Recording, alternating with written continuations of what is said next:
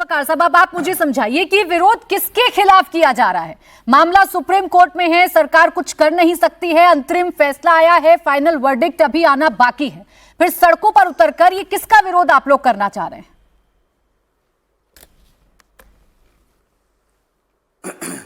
देखिए, personal law board जो संस्था है, ये फैसला उसने लिया है। जिसको इस फैसले के साथ आना है वो आएगा, जिसको इसका विरोध करना है वो करेगा। दूसरी सबसे बड़ी बात कि अगर न्यायालय द्वारा दिए गए किसी फैसले के से हम संतुष्ट नहीं हैं तो ये भारत का विरोध कैसे हो गया, मुझे समझ में नहीं आ रहा है। एक जज ने अगर कोई फैसला दिया है या सरकार ने कोई कानून बनाया है तो ये भारत का विरोध कैसे हो गया। मोदी का अगर विरोध करना भारत का विरोध है क्योंकि वो प्रधानमंत्री हैं, तो फिर नेहरू का विरोध करना भारत का विरोध करना क्यों नहीं है? फिर इंदिरा गांधी का विरोध करना भारत का विरोध करना क्यों नहीं है? भाई, मैं जानना चाह रहा हूं, अगर प्रधानमंत्री का विरोध करना भारत का विरोध है तो जो बाकी के प्रधानमंत्री गुजरे उनका विरोध भी भारत का विरोध क्यों नहीं है? अगर न्यायालय का फैसला आ जाए और उसका विरोध किया जाए तो इसको भारत का विरोध कहा जाए और कहा जाए कि साहब दुश्मन है देश के, तो बहुत से फैसलों का विरोध तो भारतीय जनता पार्टी से जुड़े हुए लोगों ने किया, आरएसएस के लोगों ने किया, बजरंग दल के लोगों ने किया, फिर उसको भी यही माना जाए? सीधा सा सवाल है मुसलमानों का। जब ये एक्ट आया, वक्फ अमेंडमेंट एक्ट, तो मुसलमानों ने कहा हमें ये मंजूर नहीं है, मुकम्मल तौर पर मंजूर नहीं है, संशोधन की बात ही नहीं हुई है। मुसलमानों ने कहा कि हमें ये बिल ही मंजूर नहीं है। कुछ पॉलिटिकल पार्टीज ने कहा था साहब बस, और मुसलमानों ने नहीं कहा था। अपनी पॉलिटिकल आइडियोलॉजी को रज़ाकारों वाली आप पूरे मुसलमानों पर मत थोपिए। मैं माइक निकालूंगा और चला जाऊंगा उठ। अच्छा, बोले बोले वकार साहब, बोले बीच में नहीं। चलिए बोलिए, बोले मत गुस्सा होइए। बोलिए बोलिए। मैं नहीं बोलता किसी के बीच में। नहीं बोलेगा, कोई नहीं बोलेगा सर, बोलिए। चलिए, मैं कान से माइक निकालूंगा, एयरफोन निकालूंगा। बोले बोले वकार साहब, आपका स्टैंड आज बड़ा जरूरी है, बोलिए। मेरा सीधा सीधा सा कहना ये है मैडम जी जी, मेरा सीधा सा कहना ये है कि आप कह रहे हैं कि आपकी प्रॉपर्टी में, मुसलमानों की प्रॉपर्टी में 3 हिंदू मेंबर हमने सीमित कर दिए और राष्ट्रीय वक्फ कमेटी में 4 कर दिए।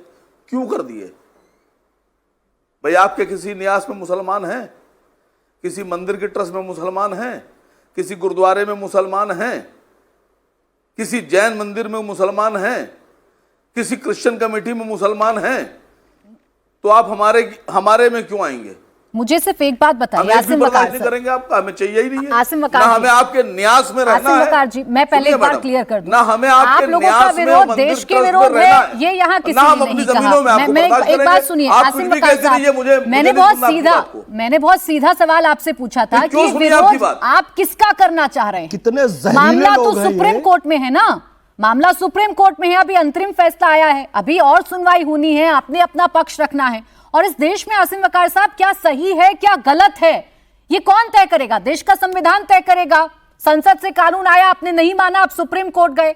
अब मामला अगर उच्च न्यायालय में है, सर्वोच्च न्यायालय में है, तो इंतजार करिएगा या सड़कों पर उतरकर प्रेशर बनाइएगा? इनका शब्द देखिए प्राची जी, इतने जहरीले, एक भी गैर मुस्लिम बर्दाश्त नहीं करेंगे।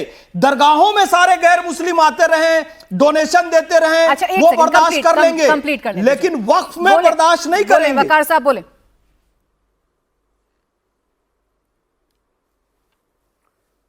भाई, हमको आप रुकवा दीजिए। हाँ, बोले बोले। आपको लगता है कि दरगाहों पे हिंदुओं को नहीं आना चाहिए, आप रुकवा दीजिए। आप ये आदेश पारित कीजिए, आप अपने क्या जागरूकता अभियान चलाइए। किसने आपको रोका है? आप ये जागरूकता अभियान चलाइए कि हिंदू जो है दरगाहों में पैसे मत दे, चंदा मत दे, चादर मत चढ़ाएं। आप तो यही चाहते हो देश की एकता अखंडता टूट जाए, बत्ती ना जलाएं। हम चाहते हैं वक्फ बोर्ड में भी आए और दरगाहों में भी आए।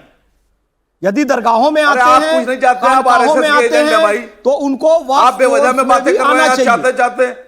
और जो आदमी अपनी कौम का नहीं है वो अपने देश का कभी नहीं हो सकता। अरे तुम देश के नहीं हो, जो आदमी अपने परिवार का, अपनी कौम का, अपने मजहब का नहीं है, वो देशभक्त तो कतई नहीं हो सकता। इस बात का दावा करता हूं। इतिहास बताऊंगा तो कौम का नहीं ये बात करते हो, वतन से गद्दारी करते हो, फिर प्राची जी को बीच में बोलना पड़ता है। ये गद्दार कैसे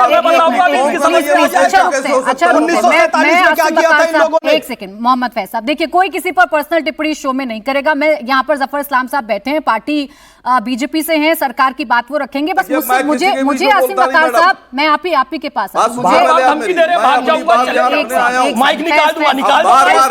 अगर मेरे सर के ऊपर आप बोलते जाएंगे तो जवाब मिलेगा। आसिम वकार साहब एक बात तो सुन लीजिए मेरी, मैं आपसे ये पूछ रही हूँ, पहली बात तो इस देश में आप गंगा जमुनी तहजीब का झंडा बुलंद करके रखते हैं, फिर उसी गंगा जमुनी तहजीब पर आप लोग प्रहार करते हैं। और मैं जो आपसे बार बार पूछ रही हूँ प्रश्न एक ही है सर, इस देश में क्या होगा, इस देश के लोगों के लिए क्या भला है क्या बुरा है, ये देश की संसद तय करेगी। उस फैसले को अगर आप नहीं मानते हैं तो देश की सर्वोच्च अदालत तय करेगी। अब उसी के खिलाफ अगर सड़कों पर आइएगा, विरोध करिएगा, तो किसकी मानेंगे इस देश में?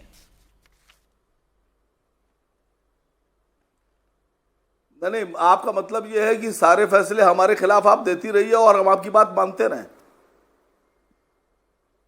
अभी फिर एक पुराना सा फैसला उठा के लाऊंगा तो आप कहिएगा वो फैसला आ गया, उसमें बात ना कीजिए, क्योंकि उस पर बोलने के लिए आप लोगों के पास कुछ है नहीं।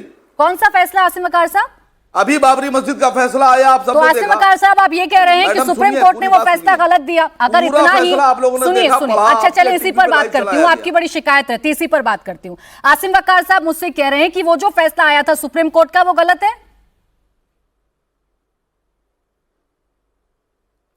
उस फैसले में कहा गया कि इस बात का कोई प्रमाण नहीं मिला। सर गलत है या नहीं है, सिर्फ इतना बताइए, गलत है कि सही? इस बात का कोई प्रमाण नहीं मिला। सुप्रीम कोर्ट का फैसला राम मंदिर सर सुनिए, राम मंदिर पर जो सुप्रीम कोर्ट का फैसला आया था आसिम वकार साहब, सही या गलत? सही या गलत? मैं बता तो रहा हूं आपसे, गलत मान रहे, न्यायालय खुद कह रहा है कि प्रमाण ही नहीं मिला किसी चीज। तो सर ये तो न्यायालय ने कहा कि ये फिर आपका डबल स्टैंडर्ड है ना आसिम वकार साहब। जब आपको सुप्रीम कोर्ट का फैसला मानना नहीं है, जब आपको सुप्रीम कोर्ट का फैसला अच्छा लगता नहीं है आसिम वकार जी, तो फिर क्यों सुप्रीम कोर्ट का दरवाजा आप जाके खटखटाते हैं जब आप पहले ही मानकर बैठे हैं कि फैसला आपके पक्ष में नहीं आएगा? अब जवाब लेती हूँ आपकी बातों का।